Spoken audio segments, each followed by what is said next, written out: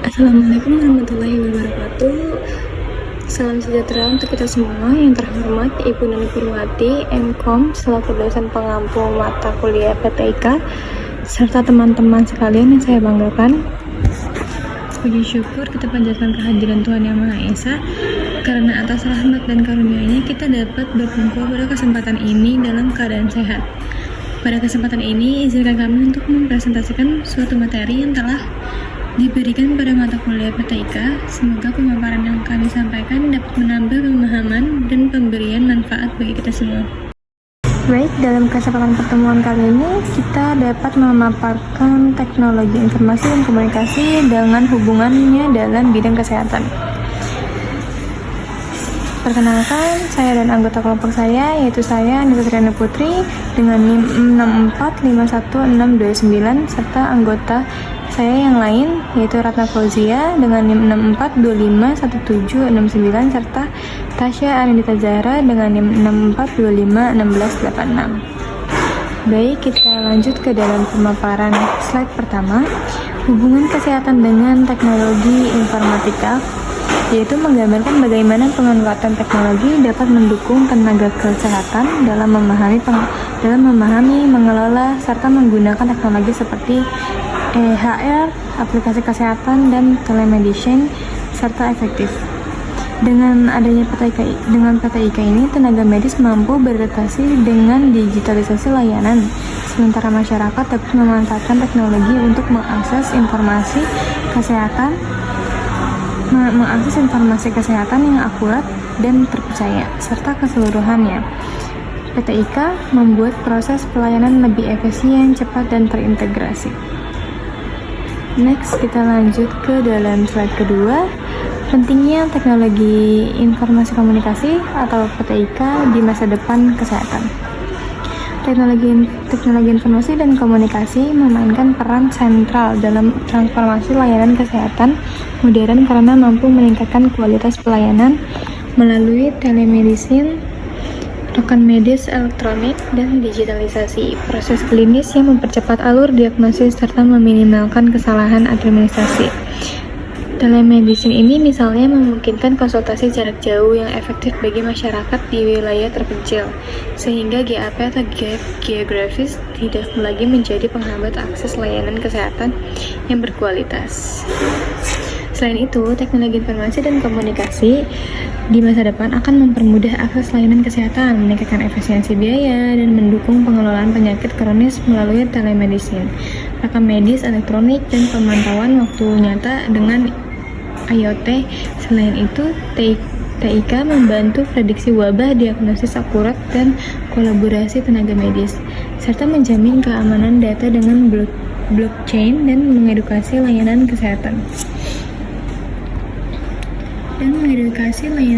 digital. Manfaat ini menjadikan layanan kesehatan lebih cepat, aman, dan terjangkau, terutama di daerah terpencil.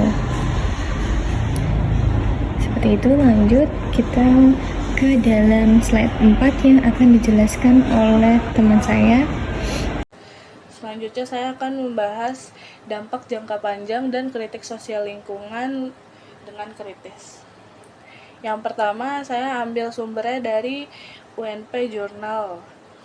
Dalam jangka panjang, pemanfaatan TIK dalam kesehatan berpotensi menimbulkan ketimpangan global. Negara maju dengan infrastruktur digital memadai lebih cepat menikmati manfaat teknologi kesehatan, sedangkan negara berkembang tertinggal karena keterbatasan sarana, biaya, dan kompetensi digital. Ketimpangan ini dapat memperlebar health inequality yang berdampak pada kualitas hidup masyarakat dalam skala besar. Yang kedua, kami mengambil sumber dari Science Direct 2023. Dari sisi lingkungan, penggunaan perangkat elektronik medis, sensor IoT, server cloud, dan data center menimbulkan limbah elektronik atau e-waste yang besar serta meningkatkan konsumsi energi. Data center dikategorikan sebagai salah satu konsumen energi terbesar di dunia, sehingga penggunaan TIK dalam kesehatan juga memberi kontribusi terhadap emisi karbon global. Yang ketiga, kami mengambil sumber dari Journalism University. Ketergantungan berlebih pada TIK dapat memperburuk ketidaksetaraan karena teknologi mahal hanya tersedia di wilayah kaya.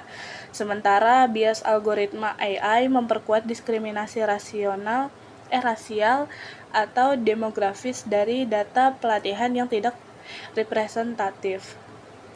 Adaptabilitas sistem kesehatan menurun, sulit merespons krisis tanpa teknologi, dan dampak lingkungan seperti e-waste serta konsumsi energi data center terabaikan.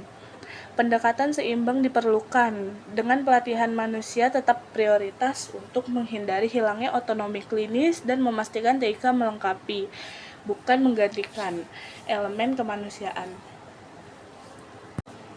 Selanjutnya saya akan membahas risiko penggunaan berlebihan TIK dalam bidang kesehatan dan analisis dampak jangka panjangnya. Yang pertama ada risiko penggunaan berlebihan TIK dalam bidang kesehatan menurut artikel yang kami dapat. Meski membawa manfaat, penggunaan TIK secara berlebihan dapat menurunkan kemampuan manual tenaga medis karena terlalu bergantung pada sistem otomatis. Risiko keamanan data juga meningkat karena rekam medis digital rentan terhadap peretasan atau kebocoran. Selain itu, tidak semua masyarakat memiliki akses digital yang memadai sehingga berpotensi menimbulkan ketimpangan layanan kesehatan. Selanjutnya ada analisis dampak jangka panjangnya. Penggunaan teknologi komputer jangka panjang dapat menyebabkan gangguan fisik seperti nyeri tubuh dan nyeri di bagian mata. Masalah mental seperti stres dan burnout, gangguan tidur, serta gaya hidup kurang aktif yang beresiko bagi kesehatan. Oleh karena itu, penggunaan komputer perlu diimbangi dengan pengaturan waktu, postur tubuh yang benar, dan pola hidup yang sehat. Selanjutnya ada kesimpulan. Secara keseluruhan, pemanfaatan TIK sangat penting dalam masa depan layanan kesehatan karena mampu meningkatkan akses, efisiensi, dan ketepatan pelayanan melalui telemedicine, EHR, IoT, dan AI.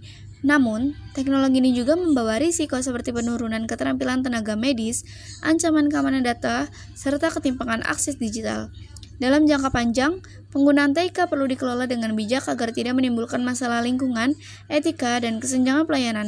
Dengan pemahaman TIK yang baik, tenaga medis dan masyarakat dapat memanfaatkan teknologi secara optimal sehingga layanan kesehatan tetap manusiawi, aman, dan merata. Mungkin cukup sekian presentasi dari kami hari ini. Kurang lebihnya mohon maaf. Wassalamualaikum warahmatullahi wabarakatuh.